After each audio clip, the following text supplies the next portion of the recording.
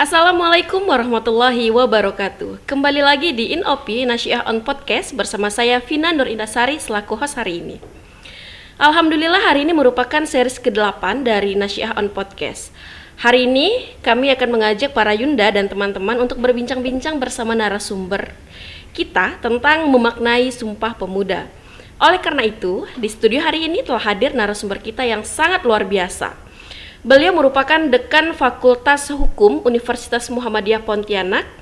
Beliau adalah Bang Ansari Dimyati SHMH. Assalamualaikum Abang. Waalaikumsalam. Bagaimana kabarnya hari ini Bang? Alhamdulillah. Alhamdulillah ya. Baik, untuk narasumber berikutnya ada Ketua Pimpinan Wilayah Pemuda Muhammadiyah Kalimantan Barat. Beliau adalah Bang Nur Hadianto Pahmi MPD. Assalamualaikum Abang. Waalaikumsalam warahmatullahi wabarakatuh. Gimana kabarnya host? Gantian balik nanya nih. Alhamdulillah kabar saya baik. Bagaimana kabar Abang? Alhamdulillah bahagia dan sangat baik sekali. Alhamdulillah ya. Nah, Masya Allah sekali saya hari ini bisa bertemu dengan orang-orang hebat hari ini. Nah, itu sebuah nikmat yang tak terhingga tentunya. Karena bisa mewawancarai ya, bisa berbincang-bincang bersama dua narasumber yang sangat luar biasa begitu. Nah, seperti yang kita ketahui ya, karena bertepatan dengan tanggal 28 Oktober ini kan dikenal sebagai Hari Sumpah Pemuda begitu. Nah, bagaimana sih cara kita begitu ya Bang ya menumbuhkan semangat pemuda untuk tetap melestarikan bahasa Indonesia di tengah kemajuan zaman begitu Bang? Ini untuk saya ya? Oh iya, untuk Abang dulu nih ya. Baik, terima kasih.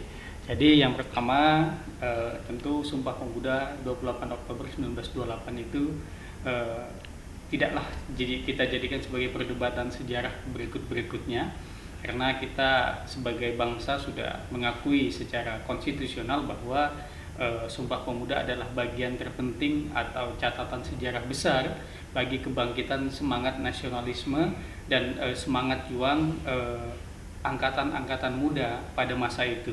Karena kita tahu waktu itu warnanya masih beragam, ada Jong Salebes, ada Jong Java dan lain-lain.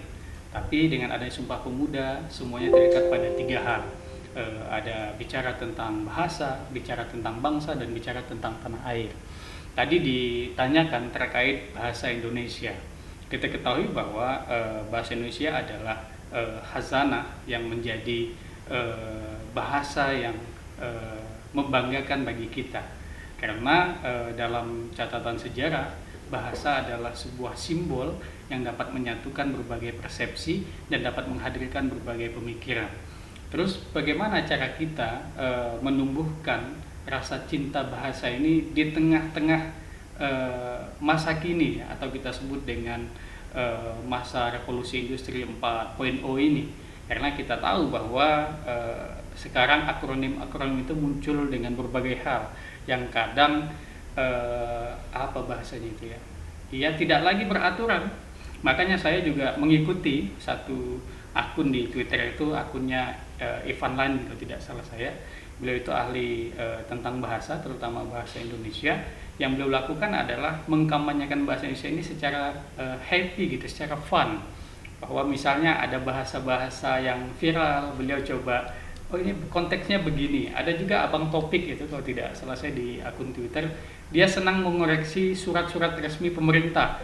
Jadi beliau sampaikan, oh ini bahasa Indonesianya begini loh, ini harusnya ada tanda ini loh.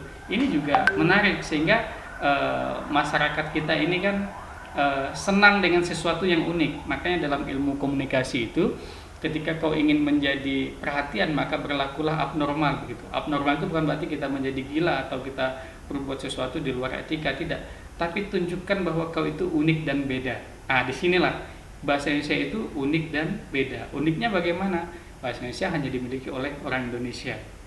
Kedua, bedanya apa? Bedanya bahasa Indonesia adalah mampu mempersatukan berbagai bahasa ya yang ada di Republik ini. Terus bagaimana cara kita untuk membangun rasa cinta kepada bahasa? Tentu tadi itu kita munculkan bahasa itu sebagai sesuatu kebutuhan yang pokok.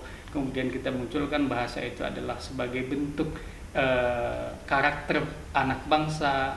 Kita munculkan bahwa bahasa Indonesia itu membentuk etika. Jadi kalau orang berbahasa Indonesia itu secara otomatis di kepala orang, wah ini anak ini etiknya baik sekali gitu. Ya mungkin saya juga masih banyak penggunaan bahasa yang kurang baku atau tidak baku, atau mungkin masih terbawa dengan bahasa-bahasa kedaerahan. Tapi saya yakin bahasa ini juga menjadi simbol perlawanan kepada penjajah di masa itu, dan sekarang menjadi simbol kemajuan bagi Republik ini. Karena kita juga tahu di salah satu negara ASEAN, mungkin salah dua ya, bahasa Indonesia menjadi mata kuliah wajib. Iya, menjadi mata kuliah wajib, itu sebuah kemajuan. Malah di Australia, informasinya saya pernah baca sebuah artikel, bahasa Indonesia ini menjadi prodi atau program studi favorit juga. Karena gitu ya? Orang-orang Australia itu sangat senang ke Indonesia, walaupun orang Australia kadang ada gium. Orang Australia tanya, apakah Anda pernah ke Indonesia? Mereka jawab, oh belum pernah. Tapi apakah Anda pernah ke Bali? Oh pernah, begitu kan. Ya ini juga menarik bagaimana kita memunculkan keunikan dan khazanah kebanggaan bangsa kita, yaitu bahasa Indonesia itu sendiri, begitu. Ya, nah tadi kan Abang ada menyampaikan bahwa Abang nih sesekali memang pernah begitu ya, berbahasa daerah tentunya begitu kan. Nah itu kan kalau tidak salah kita tahu nih Bang ya, ada 3 kayak slogan gitu ya, melestarikan bahasa Indonesia. Terus apa lagi itu saya lupa tuh, yang isi Sumpah Pemudanya maksudnya. Bukan, yang ini loh, yang melestarikan bahasa Indonesia, terus bahasa daerah, terus bahasa asing itu loh Bang. Oh yang 3 itu ya? Iya. Oh saya juga agak lupa itu. Mungkin Abang dekat inget nih. Ini menarik. Ya? Sama-sama lupa kita. Oh iya. Iya, saya juga baru ngeh juga ya. Oh iya, oke, nanti kalau untuk Yunda yang penasaran apa sih yang dimaksud oleh host, nanti bisa searching ya gitu. Iya. Pokoknya itu kalau tidak salah kita itu harus yang pertama itu harus menguasai, kan gini ya, ada menguasai bahasa asing. Mungkin maksudnya gini, membudayakan bahasa Indonesia, melestarikan bahasa daerah, dan belajar bahasa asing. Nah mungkin itu kurang lebihnya begitulah. Iya, bayangannya seperti itu. Nah, mudah-mudahan nggak salah nih ya. Artinya ada tangga di sana bahwa generasi muda Indonesia itu satu, dia harus jago berbahasa Indonesia. Yang kadang juga buat orang bingung, saya orang Indonesia kok pelajaran bahasa Indonesia nilainya rendah gitu ya.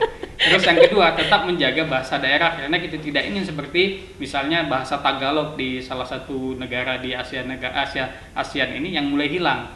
Kemudian saya juga mendengar tetangga kita di Malaysia itu juga mereka sudah mulai tertutupi, bahasa Melayunya tertutupi dengan bahasa Inggris. Dan berita terbaru tahun 2019 sampai tahun 2020 saya baca di Harian Tribun Jogja, bahasa Jawa saja itu anak-anak kecil di kota Jogja itu sudah mulai tidak tahu bahasa Jawa. Jadi mereka sudah berbahasa Indonesia. Ini juga menjadi PR besar, artinya bahwa bahasa Indonesia tetap dikuasai, tapi bahasa daerah tetap dilestarikan. Kemudian marilah kita berlomba-lomba untuk belajar bahasa asing, karena dalam sebuah buku, kalau tidak salah judul bukunya itu Jangan Salah Memilih Suami, dia tuliskan begini, ketika manusia itu mampu memanfaatkan 5 atau 9% saja jaringan otaknya, maka dia akan bisa menguasai seluruh bahasa di dunia. Jadi kalau kita macam saya ini baru bisa bahasa Melayu, baru bisa bahasa Indonesia, baru bisa bahasa Pontianak, bahasa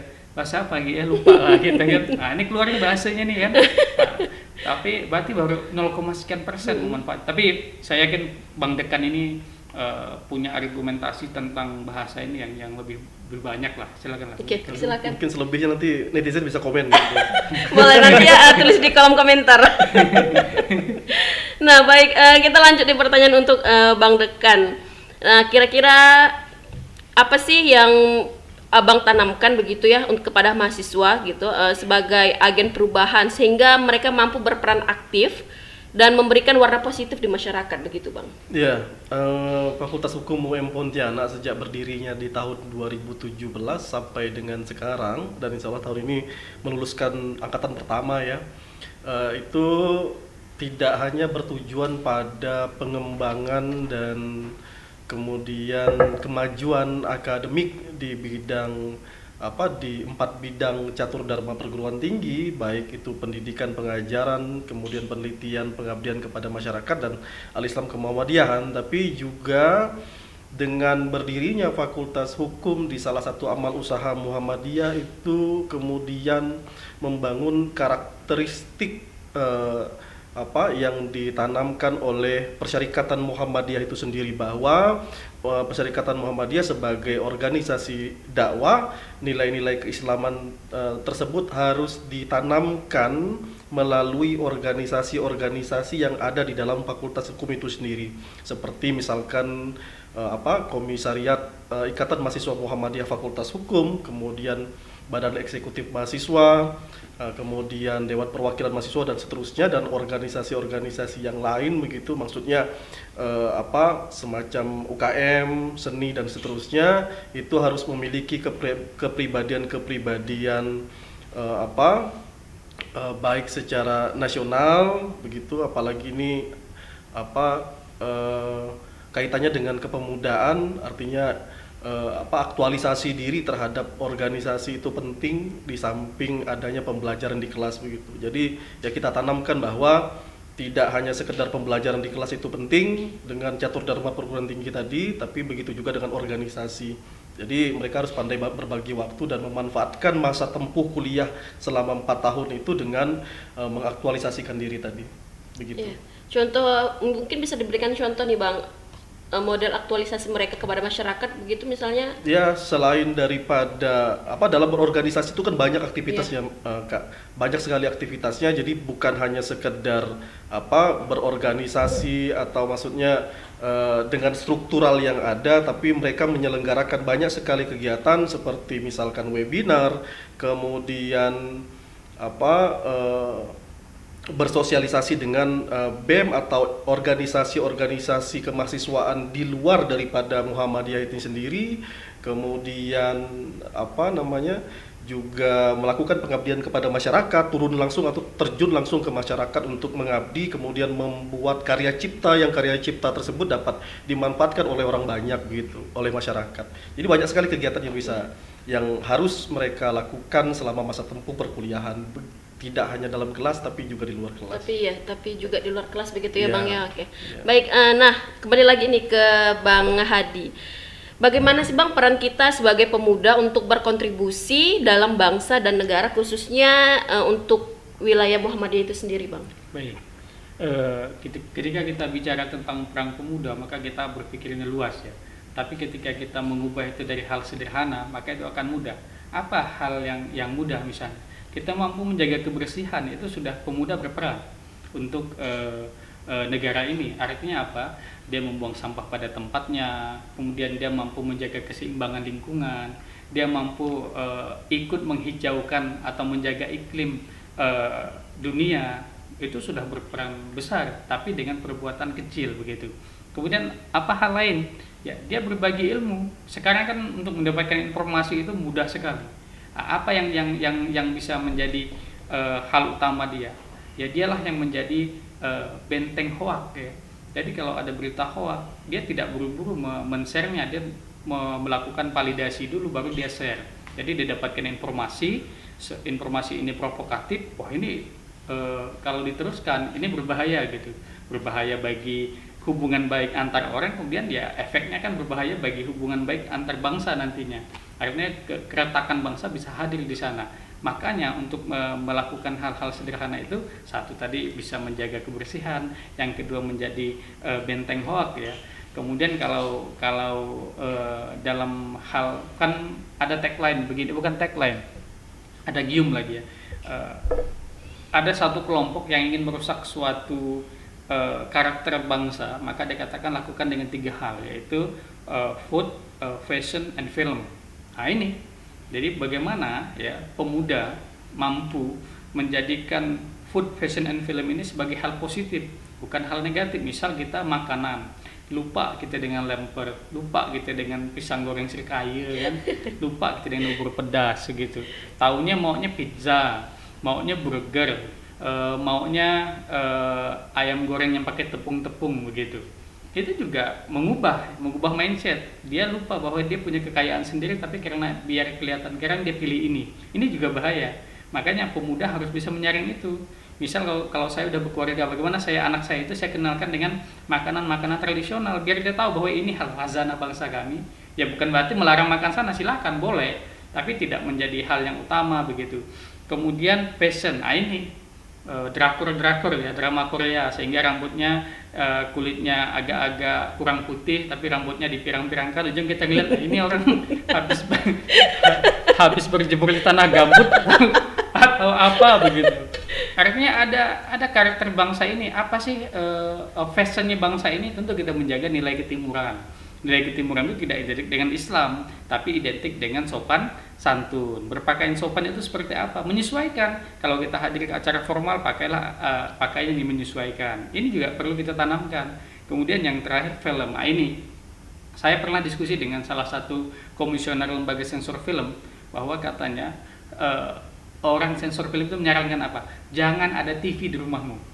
Mengapa? Karena bagi dia TV itu sangat membawa dampak buruk ketika tontonannya tidak dikontrol.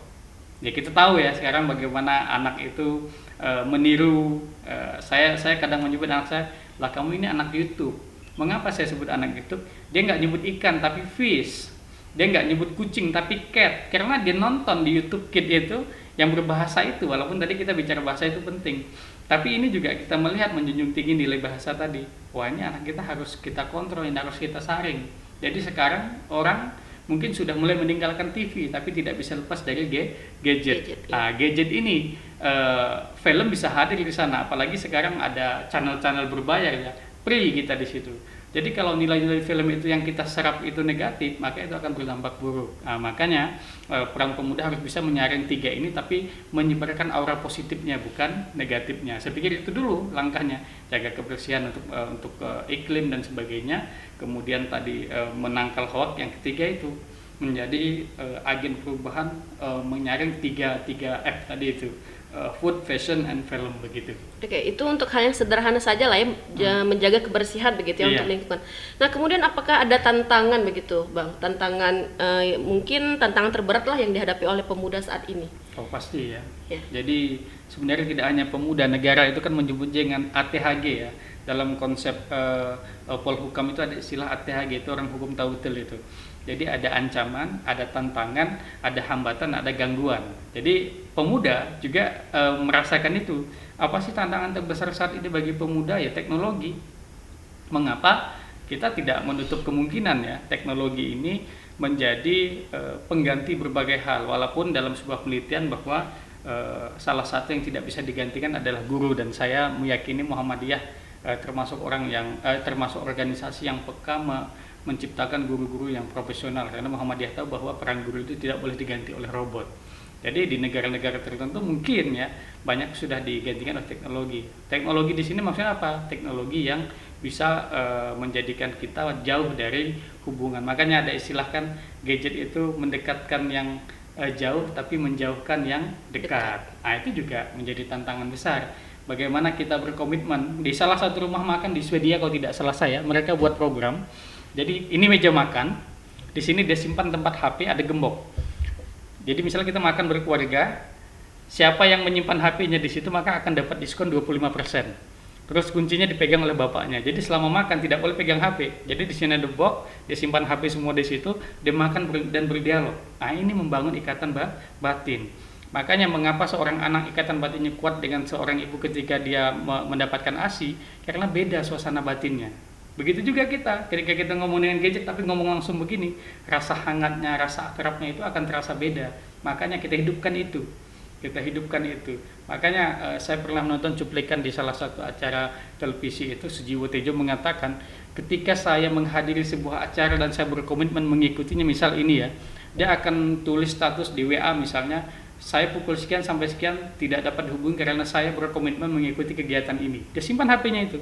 Jadi tidak ada orang yang menghubungi dia dan dia fokus. Jadi saat Bang Ansari ngomong, dia mendengarkan dengan baik. Saat Kak Vina ngomong, saya mendengarkan dengan baik. Begitu sebaliknya. Sehingga dialog itu terbangun, rasa hangatnya hadir, maka itulah yang sebenarnya hakikat bahagia itu. Jadi kita merasakan hadirnya orang untuk mendengarkan kita, dan orang merasakan hadirnya kita untuk mendengarkan dia, begitu saya pikir. Ya, jadi memang teknologi itu sebenarnya bukan musuh ya Bang ya, karena kan apalagi di zaman sekarang ya Bang ya, kita memang memerlukan teknologi untuk ya kemajuan ini tentunya ya bangsa dan sebagainya, kayak gitu. Ya tadi berarti tinggal kita porsinya Ada begitu porsinya, ya. Baik, ini yang selanjutnya untuk pertanyaan untuk Bang Dekan nih. Kira-kira apa sih Bang solusi konkret yang bisa kita lakukan untuk meningkatkan ruh Sumpah Pemuda 28 Oktober ini sehingga tidak hanya menjadi bagian dari sejarah saja begitu, melainkan benar-benar meresap dan menjadi bagian dari jiwa nasionalisme para pemuda khususnya. Ya, Sumpah Pemuda itu kan 28 Oktober itu dulu itu kan sebagai harapan mereka pada saat itu sebagai legacy,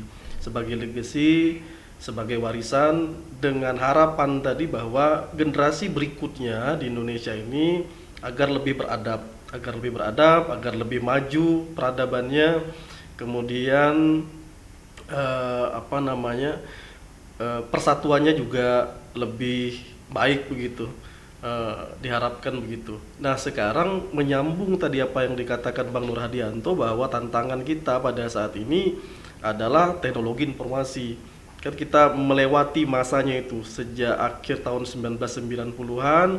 Kalau kita mau ke rumah teman itu datang, kita nggak pakai handphone. Kalau misalkan teman kita pergi, ya udah kita tunggu sampai mereka datang kembali kan begitu ke rumah.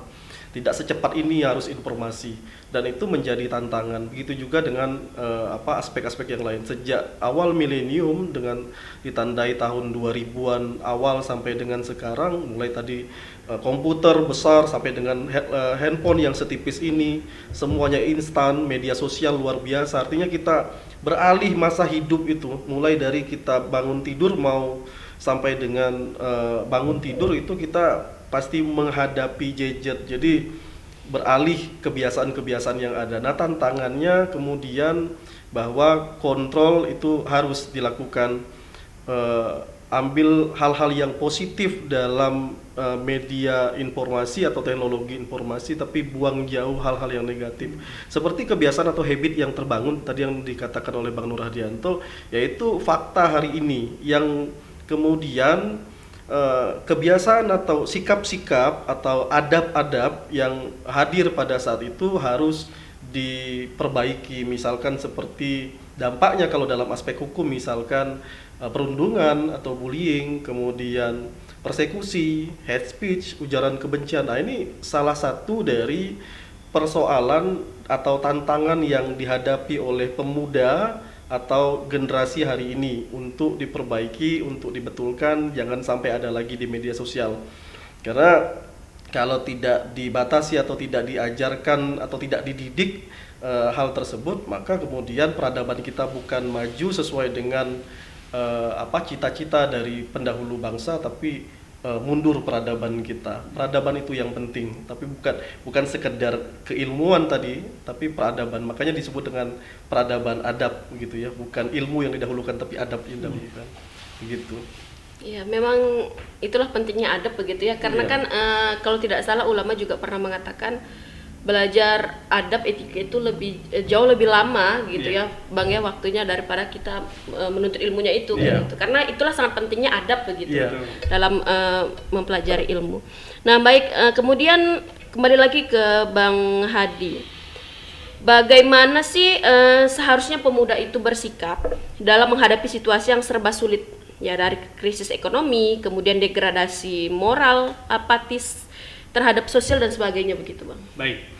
Jadi ketika kita dihadapkan pada masalah atau yang kita sebut tadi kritis, ya sama sebenarnya kita tarik ke belakang. Di tahun 1928 yang mereka hadapi pemuda-pemuda ini adalah penjajah ya. Waktu itu kita sebut dengan masa kolonial. Mereka berbuat apa? Membangun konsolidasi, melihat banyaknya penindasan, kemudian terjadinya ketidakadilan. Mereka berkonsolidasi bahwa ini perlu ditindaklanjuti. Akhirnya kemudian muncullah nanti setelah tahun 40-an, mendekati 45 ya setelah Belanda pergi, Jepang masuk, kemudian proses dunia juga berubah. Nah, ini Jepang juga terkejut.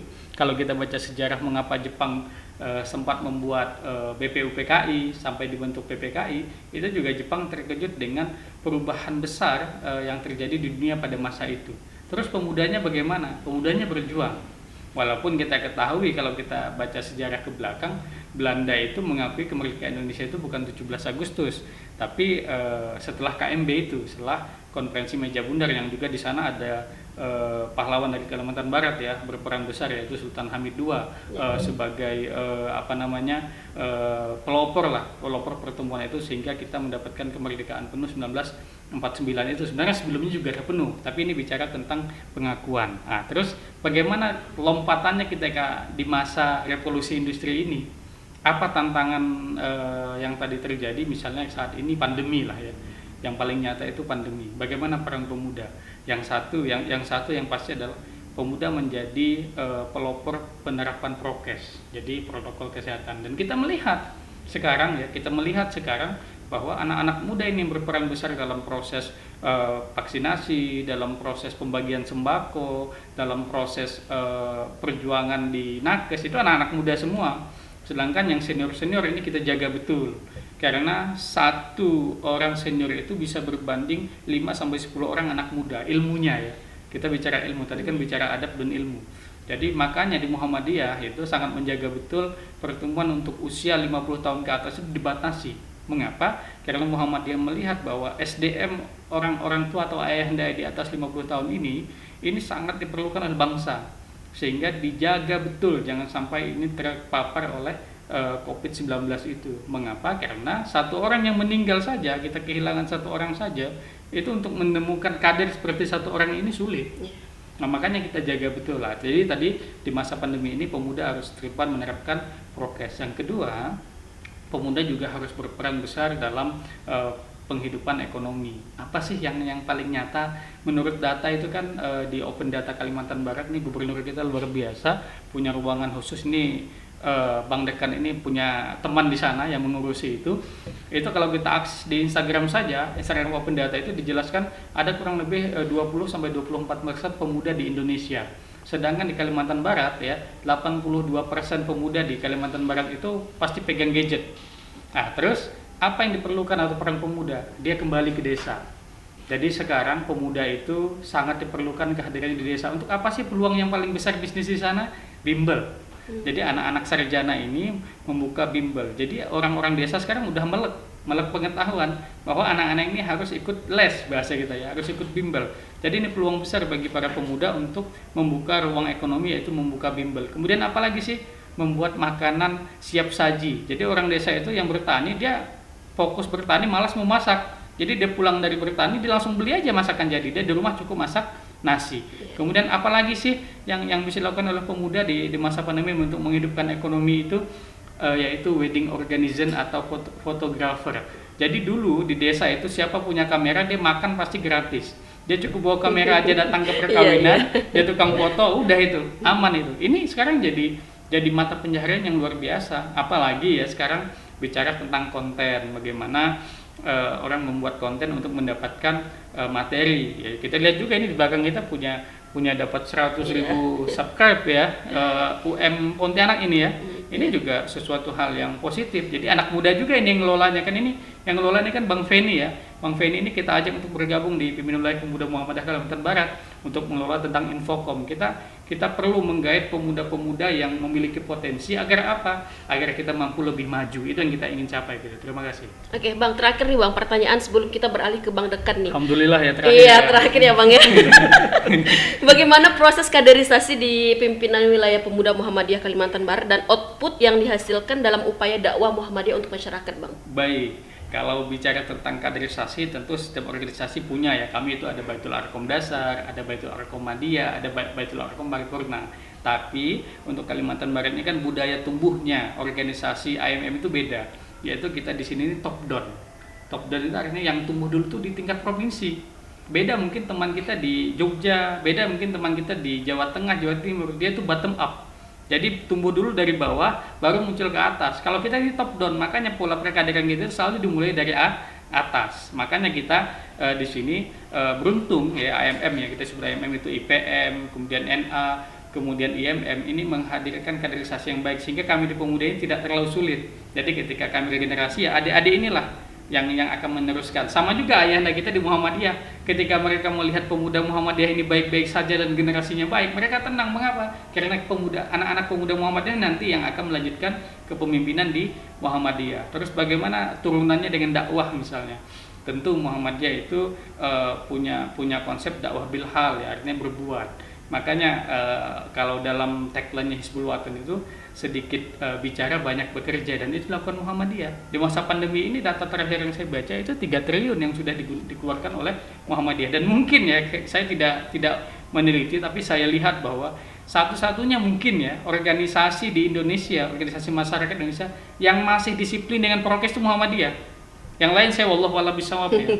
Ini menunjukkan bahwa Muhammadiyah ini benar-benar berpikir progresif, berkemajuan. Dia sampaikan kita ketahui Muhammadiyah ini benar-benar menerapkan Pancasila dari Adi Wasada itu, di mana mahasiswanya sampai ada UMK itu Universitas Muhammadiyah Kupang itu disebut Universitas Muhammadiyah Katolik. Mengapa? Karena mayoritas mahasiswanya adalah saudara-saudara kita Katolik. Jadi Muhammadiyah sudah menerapkan nilai-nilai Pancasila itu diterapkan di dalam berbagai aspek begitu. Termasuk di UM Pontianak, saya mendapatkan informasi bahwa setiap hari Jumat atau hari Sabtu itu khusus mahasiswa yang yang non muslim itu berkuliah. Kemudian saya sempat membaca juga di ruang AIK itu mata kuliah misalnya kayak kita ke Muhammadiyah itu diubah diksinya, yang membuat kita itu bahwa mata kuliah itu terbuka untuk umum dari berbagai kepercayaan. Ini juga menghadirkan bahwa Muhammadiyah itu hadir untuk bangsa, menghadirkan generasi bangsa yang Pancasila itu. Jadi kalau ada menanyakan